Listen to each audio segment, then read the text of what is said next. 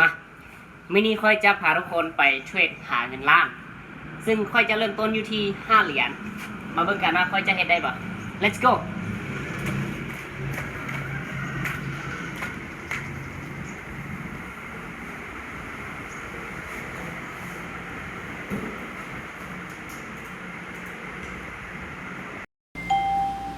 ซึ่งออเดอร์ทำอิฐก็ได้ตัดสินใจกดขายย้อนอย่างจึงกดขายเพราะว่าถ้าว่าเราซูมกราฟเข้าให้มันน้อยลงเราจะเห็นถึงแนวต้านที่ชัดเจนแนวต้านที่ค่อนข้างว่าเข้มแข็งนะแนวต้านที่ค่อนข้างว่าเข้มแข็งในเมื่อที่มันไปตามกับแนวต้านโซนนี้มันมีโอกาสสูงที่จะลงแดงนะก็เลยเลือกที่จะกดขายมีความเชื่อมั่นเหลือเกินว่ามันมีโอกาสที่จะลงแดงนะเพราะว่ามันไปตามกับฐานของแนวต้านโอเคสวยนะโอเคทุน5 เหรียญมีกำไรขึ้นมาแล้วจากทุน5 เหรียญกลายเป็น 9.75 all in ไปอีกบาทหนึ่ง all in ไปอีกบาทหนึ่งซึ่งว่าแนวต้านตัวนี้เป็นแนวต้านที่ค่อนข้างว่าแข็งแรงมีความเชื่อมั่นเหลือเกินว่ามันก็สามารถที่จะทะลุได้นะมีความเชื่อมั่นเหลือเกินว่ามันก็สามารถที่จะทะลุได้ออเดอร์นี้บ่คิดอย่างไรก็ขายไปเลยออเดอร์นี้นะมีความเชื่อมั่นนะว่ามันต้องแดงนะเพราะว่าถ้าว่ามันทะลุแนวต้านโซนนี้ไปได้ก็ถือว่ามันเก่งในเทรนด์ขาขึ้นมีเห็นขายเข้าเซกแสดงว่าโอกาสที่มันจะลงแดงมีหลายโอเคสวยงามลงแดงยาวๆเลยลงแดงยาวๆเลยซึ่งว่าการเทรดอยู่ใน BX Trade เราสามารถซูมกราฟให้มันใหญ่และมันน้อยเฮ็ดให้เราเห็นถึงแนวทับแนวต้านในโซนใกล้โซนไกลและวิเคราะห์ได้แม่นยำมันจะมีความเป็น international line ว้าวโอเคสวยโอเคเก็บไว้ก่อนเก็บไว้ก่อนเนาะมีกำไร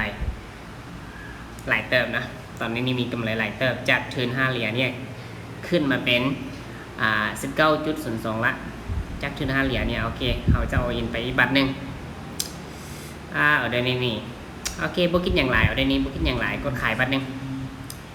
เพราะว่าโซนนี้มันเป็นโซนที่เอ็นว่ามันเป็นจุดกลับโตนะโอเคก็ขายบัตรหนึ่งแต่ว่าเขาจะโบอินนะเขาจะโบอินเจ้าเอากำไรไปในเมื่อที่เราเทรดเขามีกำไรแล้วเขาจะเอากำไรไปก็ได้โออินมีความมั่นใจเนาะได้นี่มีความมั่นใจว่ามันต้องลงแดงนะเพราะได้หมายความว่าเจ้าลงแดงจะ100%เตมีความเชื่อมั่นนะจากการที่เขาวิเคราะห์จากการที่เขาเรียนตามทฤษฎีเพราะว่าในเมื่อที่มันขึ้นไปถึงจุดสูงสุดมันมีโอกาสที่จะกลับโตโอเคสวยนะสวยงามจากทุน5 เหรียญตอนนี้กลายมาเป็น27.59 แล้วนะด้วยการที่เราใช้เวลาเพียงน้อยนิดในการสร้างกำไรจากมันซึ่งการเทรด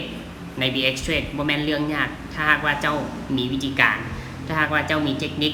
รวมถึงอารมณ์และความคิดของเจ้าก็มีโอกาสที่จะสามารถสร้างกำไรจากมันได้เนาะแต่มันก็มีความเสี่ยงถ้าหากว่าไม่เนี่ยโอเคเอาได้นี่ตัดสินใจกดซื้อเนาะเหตุผลใดเนาะจึงคิดว่าเอาได้นี่มีโอกาสที่จะซื้อเนาะเพราะว่าในเมื่อที่มันลงแดงนะและ